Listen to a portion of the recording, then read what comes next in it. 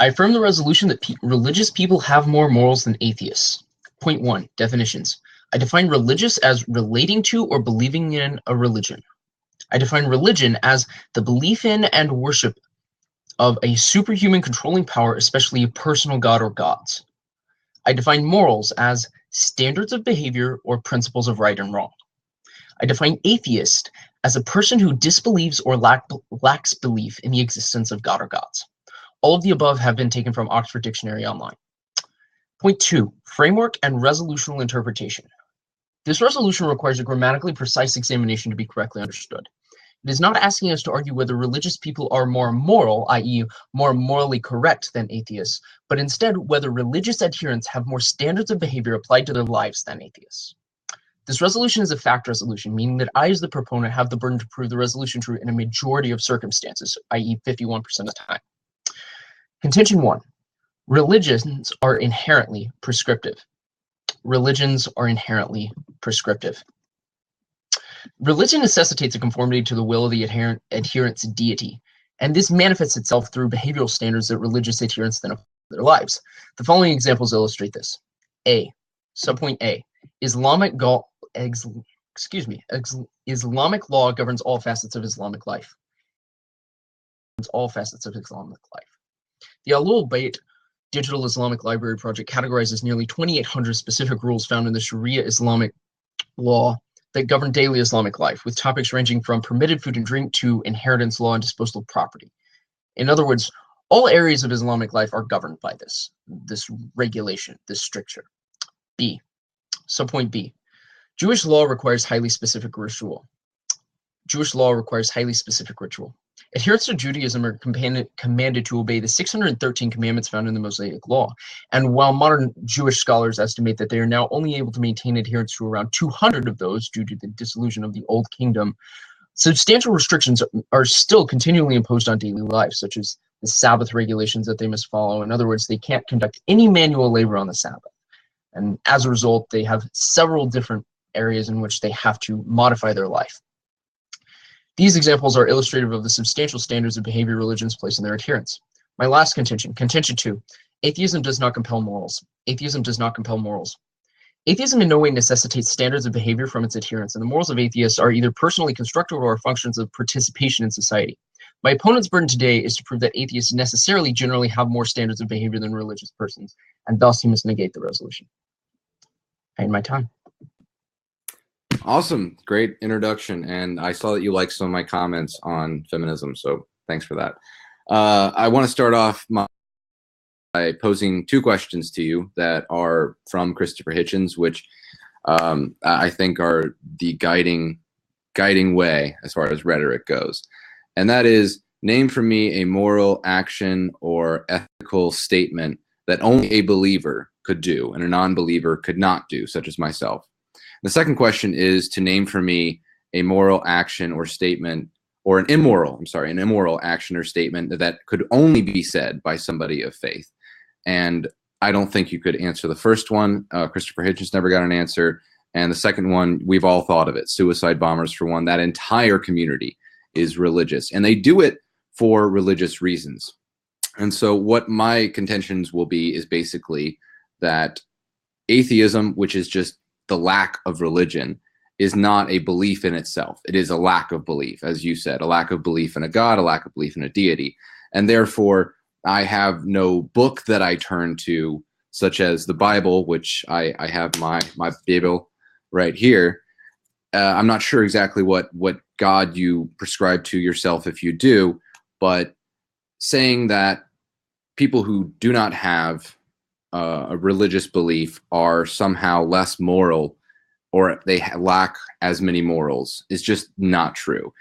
Morality comes from human nature. I'm not willing to get into discussion of objective morality because that's not the topic of conversation. Topic of conversation is religious people have more morals than atheists. So it is your burden of proof to provide more morals than atheists, than somebody who is non-religious could have. And the first question I provided, I think, is a good way to start with that. So I'd like to know a moral action or statement that I couldn't perform as an atheist that you could perform as a religious person. One of my favorite quotes, I believe it's Bertrand Russell, I'm not sure, and I don't want to misattribute this, but it is with or without religion, you would have good people doing good things and bad people doing bad things. But for a good person to do a bad thing, that takes religion. And a good example of that would be female circumcision, or slavery, honor killing, apostasy. In Islam, you were mentioning earlier the Islamic laws. If you decide that you want to become a Muslim and then a week later decide you don't want to be a Muslim, in a lot of these countries, by Islamic law, you should be killed. That is the punishment for apostasy. And I think that that is immoral in its nature. I also think that Scripture is immoral in nature, and I'll get into that later on. So I think basing your moral values on Scripture, which is immoral, is a really bad way to start off. And I'd also like to hear you define God for me, if that is where you believe that we get our values and our morals from.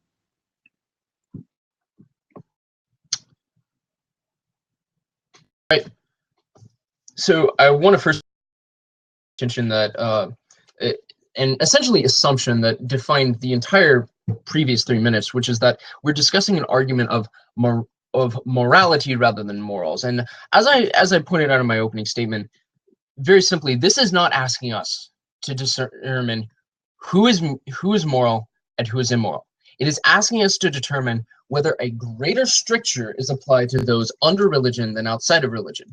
Again, refer to my previous definition of morals, quote, standards of behavior, principles of right and wrong. In essence, we're trying to figure out whether or not those who are religious are under greater stricture than those who are not. All that to say, everything that my opponent says about determining morality is frankly not related to this motion. Now, if he wants to argue that morals are inherently assumptive of objective or subjective morality, however he wants to argue that, then we can get into that later. But until we get to that point, we have nothing in this debate to bring us to the question of whether or not religion is moral or immoral. Rather, we have everything to question whether or not more morals or greater stricture is applied to those under the construct of religion. First, he says name a moral action only religions can meet. Again, I respond to this by saying this isn't applicable to today's debate round. This is not what the resolution is asking us to do. I don't have an answer for you off the top of my head. That's irrelevant.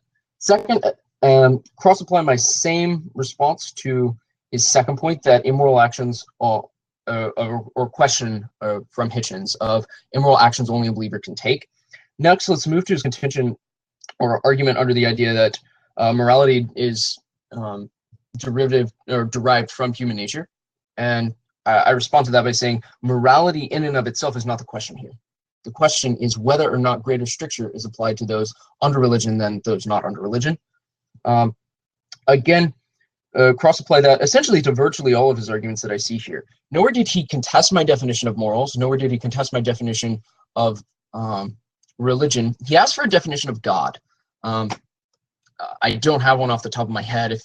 If he's okay with that, I can look one up for you right now. I would essentially say a superhuman deity, or some being that exists that is thus superhuman and is deified in that way.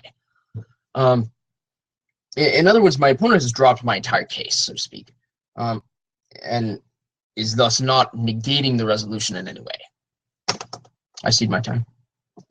Well, I disagree with you. I definitely negated your resolution and stated that you said that this isn't about morals, it's about morality. Well, actually, no. The topic of conversation says religious people have more morals than atheists. It doesn't say, it doesn't discuss morality. It talks about the amount of morals. So the topic of conversation is you have more morals as a religious person than I do. And I asked you a specific question, which was name for me an ethical or moral statement or action that you could make as a non-believer. Because if you have more morals than I do, which is the topic of conversation, if you have more morals, then you should be able to perform actions or make statements that I couldn't perform as a non-believer. But the fact of the matter is, religion does not provide you with more morals. You said it provides you with structure. Structure does not equal morality.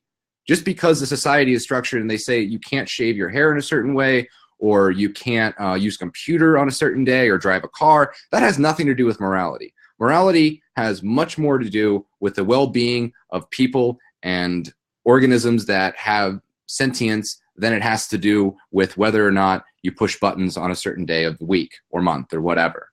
So again, I will ask you the question, what morals do religious people have that those without religion lack? Whether it's an action or whether it's a statement, what is something that I could not do as a religious person? I'd like to say that that's the fact that you can't come up with a definition for God is the whole reason that I think it's so ridiculous to believe in something that you can't even define. Now, you say I could look up a definition, but if there was something that I got my morality from, or I believed controlled morality and was kind of the structure for it, I would sure hope that I was able to define it. And the inability to do that is a very clear indicator as to how poor the argument is that religion is the source of morality when nobody can actually figure out how that's the case. As I said, with or without religion, you'd have good people doing bad things, or good people doing good things and bad people doing bad things. But with religion, as with circumcision and female genital mutilation, which is, kind of the same thing, honor killings, those are all actions that I believe are taken by people who honestly believe what they're doing is the right thing, but they're told because of their religion that they should do that, and it's the right thing. Abraham was praised for nearly killing his son. That was seen as a moral action in the Bible. However, all of us who are sane and logical would never say that doing that to your child when you're hearing voices is moral. So again, I would say that if anything, religious people lack the morality that those without religion don't seem to have. All right. I think that this debate is suffering from a bit of equivocation, or we're essentially speaking past each other, and that my opponent is using moral in an adjective sense, as something as objectively or subjectively correct in a moral sense. Okay, I'm using it in a noun sense, and the resolution uses it in a noun sense. If you'll look at it grammatically, in which it is the meaning changes. It is no longer a question of what is objective, what is correct, of virtue, in the realm of virtue. It is then a question instead of what stricture and what restriction are placed on an individual. And note that my opponent has never presented a counter definition for morals, and note that he's never presented and never contested my definition of morals. The fact is, grammatically, my opponent is speaking past what I'm saying, because we're essentially arguing two different resolutions here. The resolution is not religious people are more moral than atheists. It is religious people have more morals than atheists. This means, in essence, that all of my opponent's arguments about, say, genital mutilation or other practices, other religious practices that are not practiced by atheists, I turn every one of those. Those are simply examples of religious people having more morals than atheists. Again, this is not a question of morality, but morals. They're similar sounding, but they are not the same term. One is a question of morality. The other is a question of essentially standards of behavior. And as every example that my opponent has brought up has shown, religious individuals, and as every example that I brought up that was never contested has shown, religious individuals have more restrictions and standards of behavior placed on them by function of being in and participating in a religion. Okay, in response to his argument about finding morality in essentially asking me to define God, because that's where I'm deriving my morality from, I did say that I'd be okay with any definition for the purpose of this debate. I'd be okay with any definition of God as a superhuman deity. Okay. Moreover, the question of whether or not I can define God again stems back to the misinterpretation of the resolution that my opponent has constructed. I, in essence, say that until the definitions are clear and agreed upon, this debate can't properly happen. Moreover, my opponent hasn't disproven the resolution or disproven any of the claims that I've made thus far. I believe I have disproven them, and I hope anybody listening would agree with that. The resolution, as it is written, is religious people have more morals than atheists. It doesn't say religious people are more moral. So it's not using it as a noun. It's using It's using it. Oh, I'm sorry. It is using it as a noun. It's describing the fact that religious people have more morals. They're, like you said, it's about structure, but structure does not equal, restrictions and structure do not equal or equate to morality. So just because somebody doesn't do something like I said, push buttons or shave a certain part of their beard or do things like that, that is not equivocal to morality. And I've asked you several different times to provide me with a single thing that a religious person has that they can do that I cannot do, an action or a statement that you could perform or that you could say that I couldn't do. So if you have more morals, which is the burden of proof is on you to tell me that you have more morals than I do because of you believe in X, Y, or Z. And I'm saying that no, that does not come into play when we're talking about morality. So as soon as you can start providing me some examples, I can start debunking them. But the burden of proof is on you. So you can continue to try and talk about what I'm not addressing. The reason I haven't disagreed with your definition of morals is because I agree with it. I don't think that that has anything to do with the topic of conversation, which is the burden of proof is on you to prove to me or prove to the audience that you as a religious person have more morals than I do as a non-religious person. And so far, I've been able to provide several examples of where religious people are less moral because of religion, and you have not been able to provide any except anecdotal, basically, oh, okay, they have more restrictions. They can't do this on the Sabbath. That is not moral.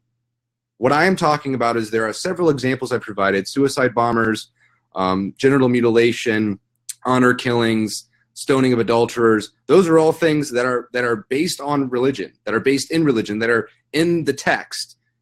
And so I can provide lots of examples where people who are religious are less moral because of their beliefs, but you have not been able to provide a single example of why I'm less moral or I have less morals because I lack religion.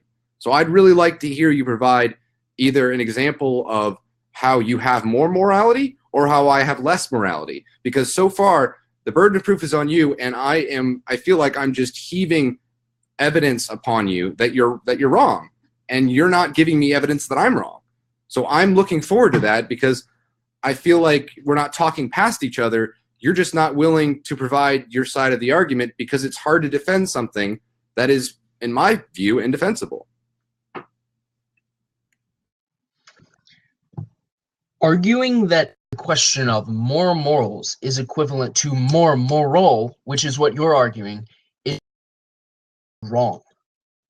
Saying that the definition that I provided, quote, standards of behavior, principles of right and wrong.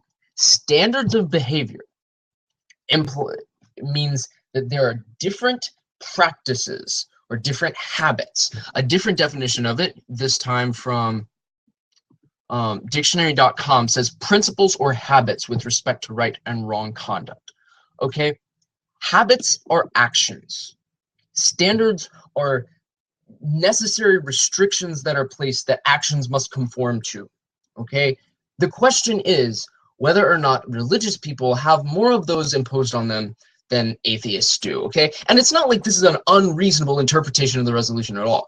There's very much a debate to be had here of whether or not religious people just use religion to escape stricture from society, whether or not society imposes more stricture. You know, there's in no way this is in no way an unreasonable interpretation of the resolution.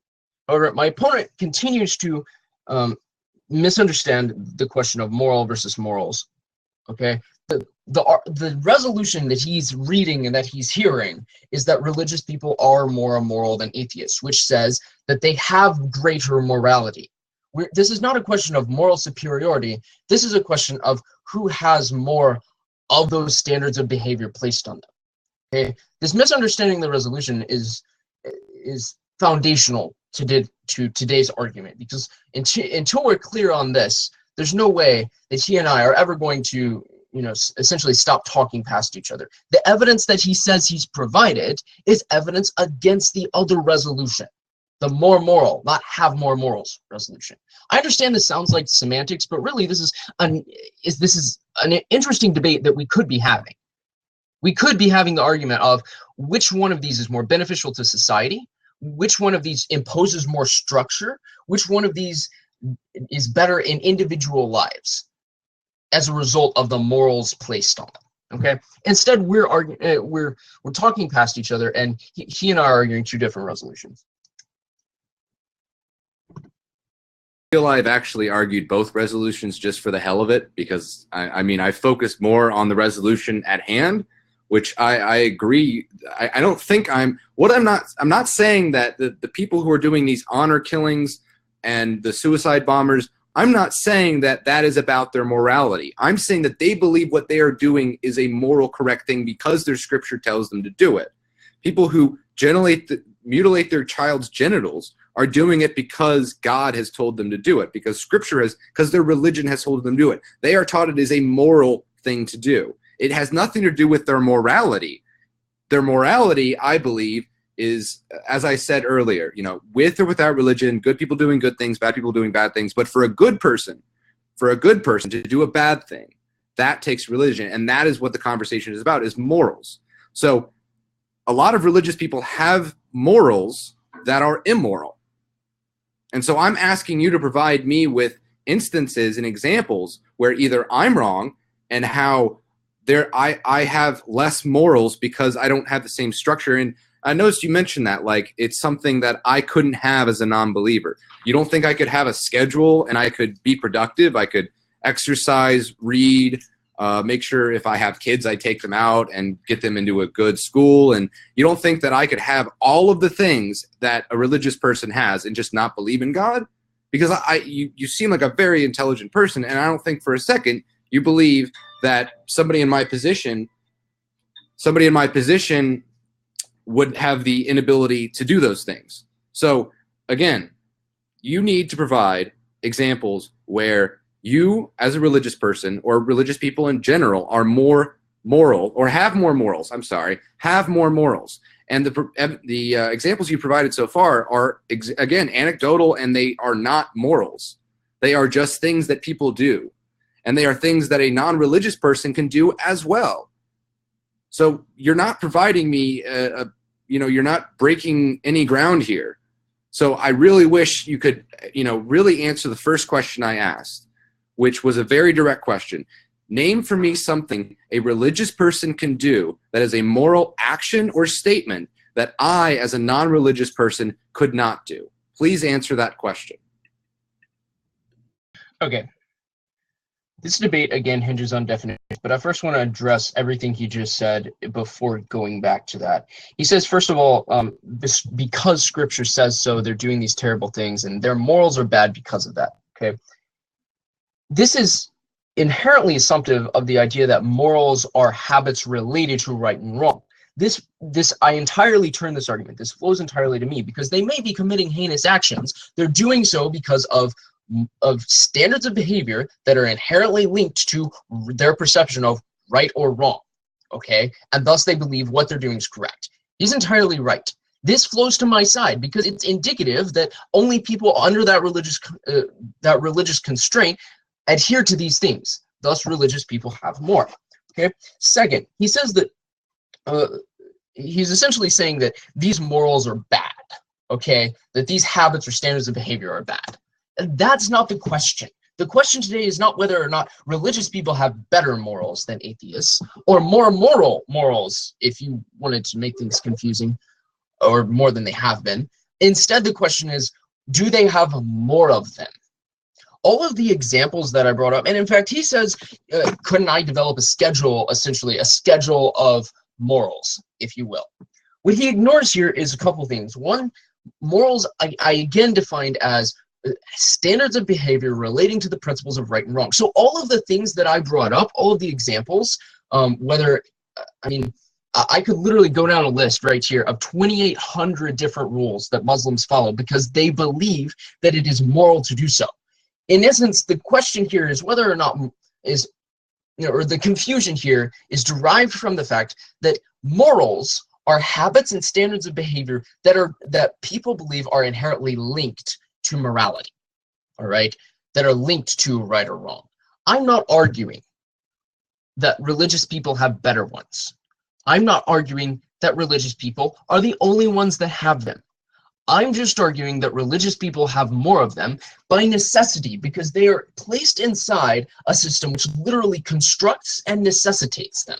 If you believe and you worship a superhuman deity, a god, as I defined religion, the belief in and worship of a superhuman controlling power, especially a personal god or gods, if you believe in that, that necessitates conformity to that being's will. This means that religious people, by necessity, will have more morals or standards of behavior that they believe are inextricably derived from principles of right and wrong. Religious people absolutely must than atheists do, as a general sense. Obviously, there can be exceptions, but we're talking about in a general sense. This is a fact resolution, and I haven't had my burden of. Okay. Well, I understand where you're coming from now. Basically trying to make this a numbers game. You can say, I've got this huge list of things Muslims do and laws they follow that therefore equate morals. No. Just because you say that they are morals does not mean they are morals. You can call a fish a pig and it doesn't make it a pig. So I'd like to just say that if they're not morals, you can't call them morals. And there's no way to quantify how many atheists have. Like me, there's no way. There are so many things that I consider to be morals in my life and in my actions. Everyday things from opening the door for people to making sure that if I see somebody who's broken down on the side of the road, I stop and see if they need help. I mean, I could sit down and make a list, probably longer than the list, and they would be objective in most people's minds morals. So stoning adulterers, they could consider that immoral. It's not immoral. It's not, and it's immoral. The apostates being punished just for not believing, again, that's seen as immoral. So I guess if you're going to just try and make it a numbers game, which it seems like you're trying to do, which I think is tricky and clever, you still can't quantify how many non-believers have, because as a non-believer, I'm free to adopt the whole Bible, and I'm free to adopt all of Judaism, and I'm free to adopt all of Islam, and just pick and choose what I want. I could make a hodgepodge of morals if I wanted to, because I'm not conscripted to one specific religion. So again, if you're trying to just make a numbers game out of this, it's not going to work, because as an atheist, I can make a longer list of morals that, again, I think are actually moral than the immoral list of morals that you're giving me from religion. And I still haven't heard you say anything as far as morals go. We're talking about morals, not morality.